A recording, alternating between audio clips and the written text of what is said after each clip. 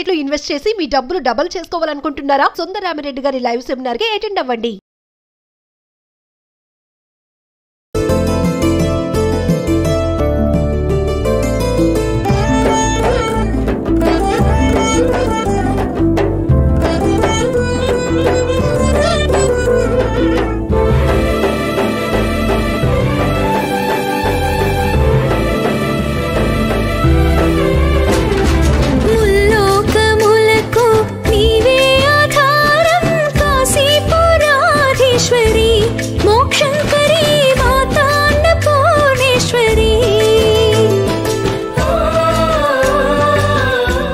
నమస్తే రమగారు. నమస్తే జయ.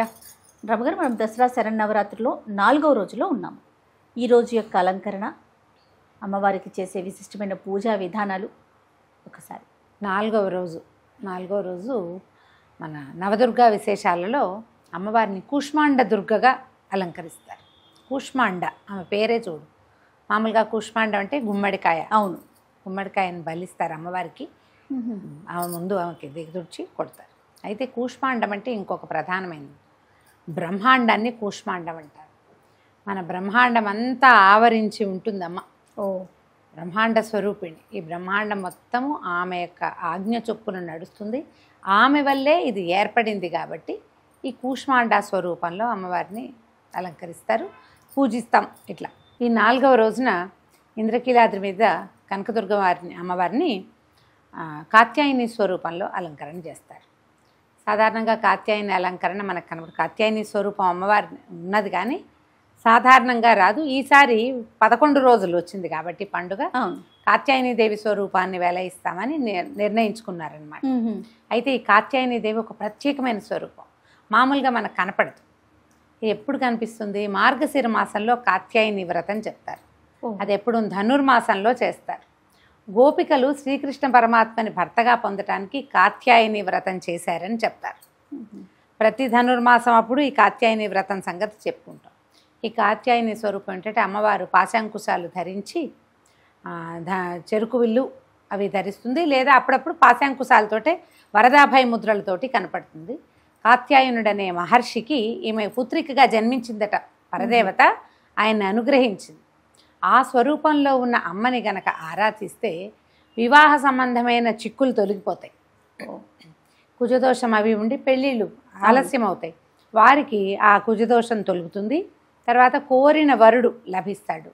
వివాహానంతరం కూడా భర్తతోటి ఏదైనా ఇబ్బంది సబ్బందులు ఉన్నప్పుడు కాత్యాయని వ్రతం కనుక చేసుకుంటే అది ఎప్పుడు చేస్తారు? ధనుర్మాసంలో చేస్తారు. ఇప్పుడు ఇవాళ దసరాలో ఈ సంవత్సరం అమ్మవారిని మనం పూజించుకుంటున్నాం కానీ మామూలుగా ఆమెను పూజించే విధానం అప్పుడు అనమాట.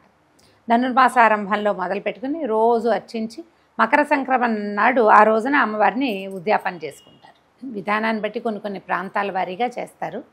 అయితే ఈ కాత్యాయని అమ్మవారికి ఇవాళ మనం ఏం నివేదన పెడతాం? ఎర్రని వస్త్రం సమర్పిస్తాము.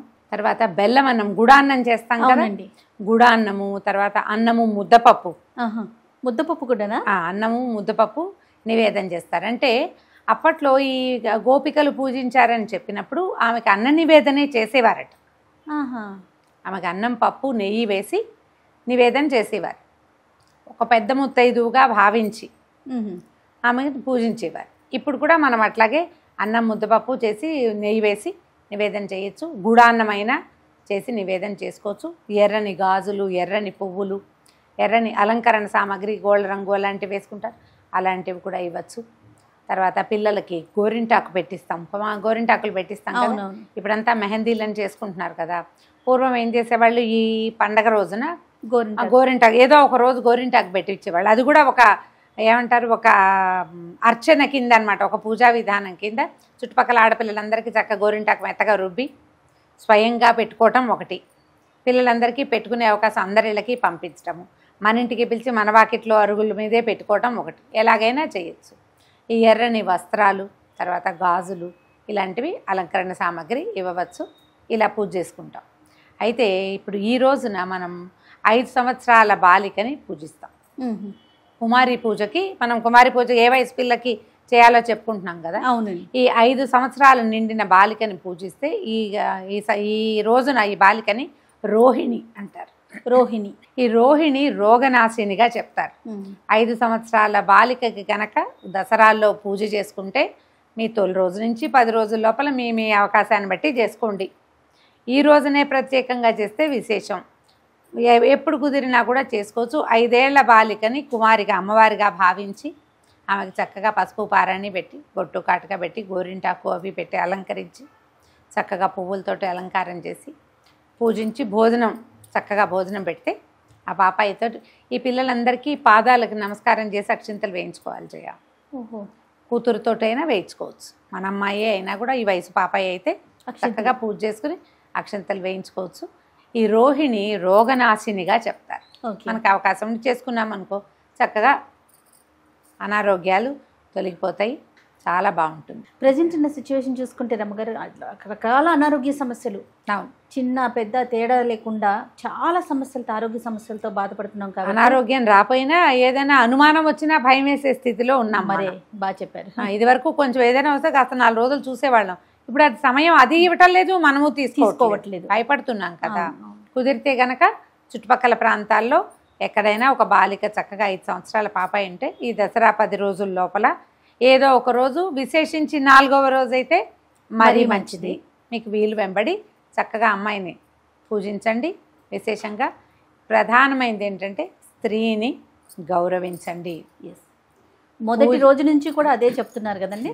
మొదటి రోజు నుంచి అదే గౌరవించండి, పూజించండి, వాళ్ళకి కావాల్సినవి ఇవ్వండి, వాళ్ళని ఇబ్బంది పెట్టకండి.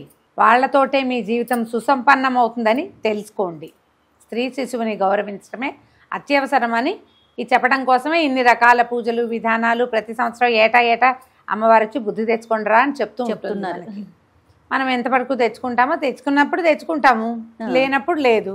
కానీ ఇది కలిగి ఉండాలి. ఈ రకమైన జ్ఞానము అవగాహన కలిగి ఉంటేనే మంచిది.